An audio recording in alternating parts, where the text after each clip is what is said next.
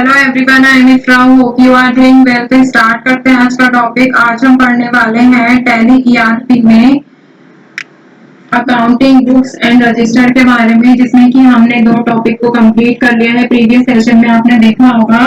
तो accounting book and register जो होता है टैली ईआरपी में, इसमें क्या होता है कि हर ट्रांजेक्शन जो होती है वो जितनी भी हम ट्रांजेक्शन्स को रिकॉर्ड करते हैं वो रिलेटेड होता है। किससे रिलेट करती है? पर्टिकुलर बुक या फिर रजिस्टर से रिलेट करती है अकाउंट्स के। तो इसमें कुछ ऑप्शंस होते हैं जो हमें दिए जाते हैं, चाहे वो कैश बुक हो या फिर बैंक बुक हो, purchase register, cell register, debit note register, credit note register या फिर जर्नल रजिस्टर। तो जिसमें से हमने कैश बुक और बैंक बुक के बारे में पढ़ लिया है कि उसको कैसे व्यू किया जाता है, क्या मतलब होता है, क्या उसके यूजेस होते हैं। आज क्या देखने वाले हैं हम? परचेज रजिस्टर के बारे में देखेंगे कि परचेज रजिस्टर क्या होता है।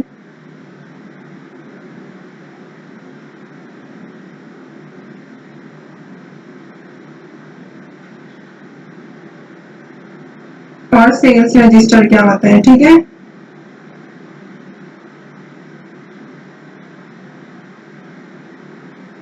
तो सबसे पहले अपने नोट्स को ओपन कर लेते हैं। नोट्स ओपन करने के बाद यहाँ पर आएंगे अपने नोट्स पर। ये प्रीवियस सेशन में जो हमने पढ़ा था,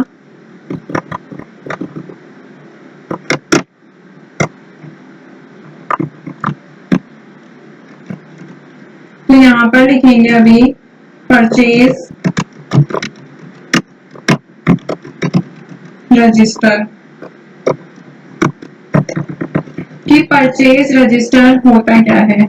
परचेज रजिस्टर का ऑप्शन जो है हमने यूज भी किया है, बट अभी क्या देखेंगे, उसका फुल मीनिंग देखेंगे। परचेज रजिस्टर क्या होता है तो पहले लिख लेते हैं।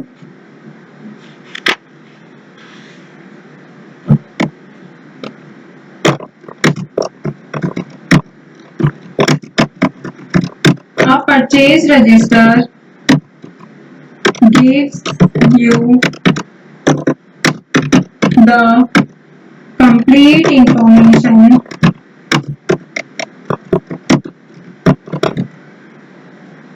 of the goods purchased for a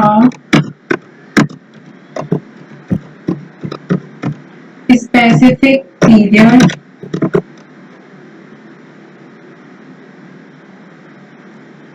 तो देखिए परचेज रजिस्टर के बारे में क्या कहा गया है। परचेज रजिस्टर हमें एक इंफॉर्मेशन देता है, पूरी कंप्लीट इंफॉर्मेशन देता है किसके बारे में, जो भी हम गुड्स को परचेज करते हैं किसी भी एक पर्टिकुलर पीरियड में, ठीक है।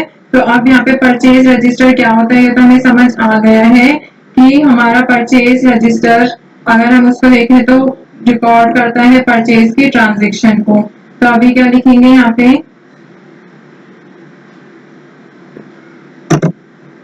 फर्स्ट पॉइंट डाल के लिखते हैं रिकॉर्डिंग परचेज है, तो ऑफ कोर्स परचेज ट्रांजैक्शन को रिकॉर्ड करेगा। फर्स्ट पॉइंट तो कॉमन है, परचेज ट्रांजैक्शंस को ये रिकॉर्ड करता है। सेकंड क्या होते हैं, इन्वेंट्री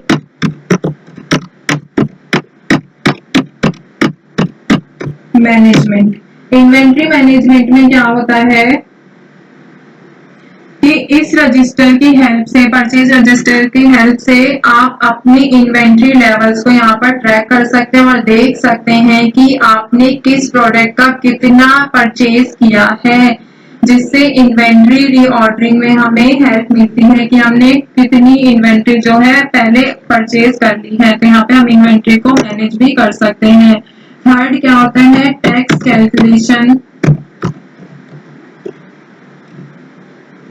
टैक्स कैलकुलेशन से क्या मतलब है कि परचेज रजिस्टर में हमें टैक्सेस का भी यहाँ पर रिकॉर्ड मिलता है। जैसे जीएसटी हो गया, टैली में जीएसटी का काफी ज्यादा यूज किया जाता है, तो इससे हम अपनी टैक्स के लायबिलिटी को इजी वे में कैलकुलेट कर सकते हैं, ठीक है। फोर्थ क्या होता है, सप्लायर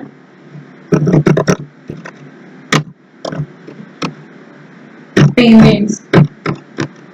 तो सप्लायर पेमेंट्स की अगर बात करें तो परचेज रजिस्टर से हमें सप्लायर को पेमेंट करने की जरूरत कब है ये समझने में हेल्प मिलती है। यहाँ पर हम देख सकते हैं कि हमारे किस सप्लायर को कितना पेमेंट हमें करना है, तो यहाँ पे हमें सारी डिटेल जो है शो हो जाती है। ठीक है, फाइनेंशियल एनालिसिस, फाइनेंशियल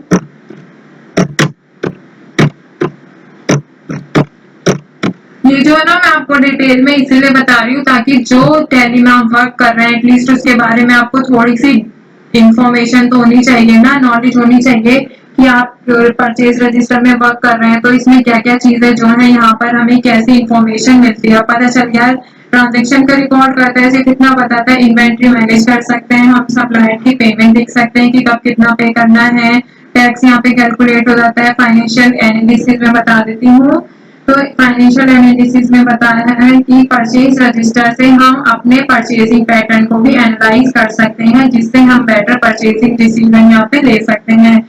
हमें पता चलता रहता है कि हमने क्या परचेज किया है, किससे कितना कब परचेज किया है। तो यहाँ पर ऑप्शन कैसे आता है परचेज रजिस्टर का, तो सबसे पहले गेटवे ऑफ टैली पर आना है। रिपोर्ट्स में ही ऑप्शन आता है डिस्प्ले का, डिस्प्ले पर एंटर करेंगे, यहाँ पे अकाउंट्स बुक पर जाएंगे और यहाँ पे देखिए परचेज रजिस्टर का ऑप्शन आ रहा है। तो यहाँ पे ये सारी डिटेल जो है कि अप्रैल में कितनी परचेज हुआ है, किससे परचेज हुआ है, ये सारा जो यहाँ पर है शो हो जाएगा। अगर मुझे डेट चेंज करके देखना है तो यहाँ से हम डेट चेंज कर सकते हैं। ऑल्ट F2 पर जाएंगे, 14 से 31/3/25 पूरे 1 ईयर की यहाँ पे परचेजेस जो हम देख सकते हैं। सारा अप्रैल का है, ये जून का है, 6 पे जुलाई का है, फिर ये अक्टूबर का है और ये नवंबर का है। सारी एंट्री चाहे वो बैंक से की गई हो, कैश से की गई हो, क्रेडिट पे परचेज किया हो, सारी एंट्रीज जो है परचेज से रिलेटेड यहाँ पे आ रही हैं। अगर हमें डिटेल में देखना है तो हम ऑल्ट F1 पर एंटर करेंगे, यहाँ पे डिटेल शो हो जाएगी। तो यश ट्रेडर से हमने परचेज किया था 200 रुपए का, यश ट्रेडर से फिर 250 रुपए का कैश परचेज किया 100 रुपए का। ये सारी चीजें जो है यहाँ पर हमें शो हो रही है। अगर हमें इसका प्रिंट करना है तो हम ऑल्ट पेपर में रख करके अपने बॉस अगर हमारे मांगते हैं कि हमें इस साल का परचेज रजिस्टर का व्यू देखना है तो आप यहाँ से उनकी रिपोर्ट को देख सकते हैं। ठीक है, तो आई होप क्लियर हो गया होगा परचेज रिलेटेड से जितने भी इंफॉर्मेशन थी। अब बात करते हैं सेल्स रजिस्टर की।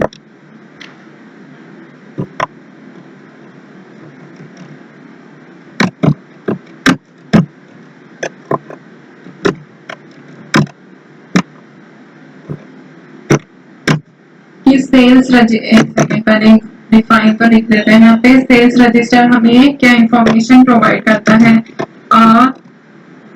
Sales register gives you information, your complete information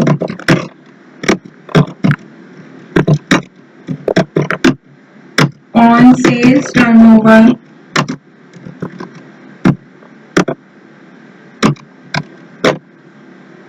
achieved for a specified period। तो देखिए इसका क्या मतलब है, सेल रजिस्टर जो होता है हमें क्या बताते हैं, कंप्लीट इंफॉर्मेशन देता है कि हमारा सेल मतलब कि हमारा सेल्स का टर्नओवर कितना है, कितने हमारे बिजनेस में एक स्पेसिफाइड पीरियड में सेल हुई है। चाहे हम मंथ वाइज भी देख सकते हैं या फिर ईयर वाइज भी इसको देख सकते हैं। तो सेल्स रजिस्टर की अगर यहाँ पे हम बात करें तो फर्स्ट क्या होता है, ये सेम ही रहेगा, रिकॉर्ड करता है ट्रांजेक्शन को, रिकॉर्ड सेल्स ट्रांजेक्शंस। दूसरी बात क्या होती है यहाँ पर, सेम जैसे परचेज रजिस्टर में था ऐसे ही क्या होगा इसमें रेवेन्यू को ट्रैक करता है। उसमें क्या होता है, इन्वेंट्री को मैनेज कर सकते हैं इसमें, revenue trekking.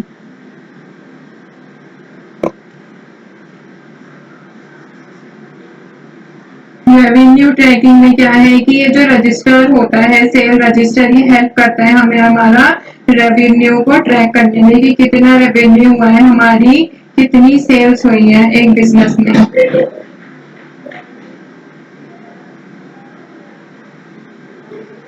Third one is customer payment.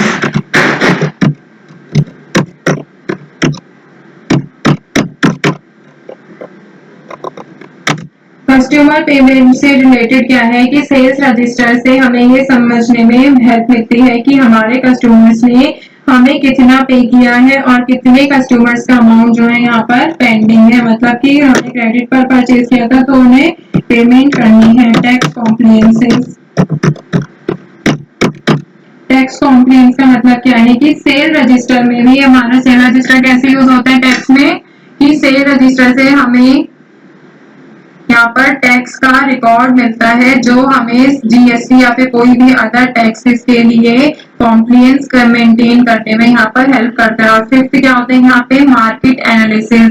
तो मार्केट एनालिसिस में क्या है, इसका मतलब कि सेल रजिस्टर से आप अपनी सेल्स ट्रेंड्स और पैटर्न को यहाँ पे एनालाइज कर सकते हैं। जैसे उसमें क्या होता है, हम फाइनेंशियल एनालाइज करते हैं परचेज से, सेल से क्या होगा, हम यहाँ पर क्या एनालाइज करेंगे, ट्रेंड्स को एनालाइज करते हैं जो हमारी मार्केट डिमांड्स और कस्टमर प्रेफरेंस समझने में मदद करता है। तो ओवरऑल अगर देखें तो टैली ईआरपी 9 में परचेज रजिस्टर और सेल रजिस्टर का यूज हमारे बिजनेस के फाइनेंशियल ट्रांजैक्शन को एक्यूरेटली रिकॉर्ड करने, मॉनिटर करने में या फिर एनालाइज करने के में होता है। ठीक है, तो ये रजिस्टर्स हमें बिजनेस की फाइनेंशियल हेल्थ को समझने और उसे इम्प्रूव करने में हेल्प करते हैं।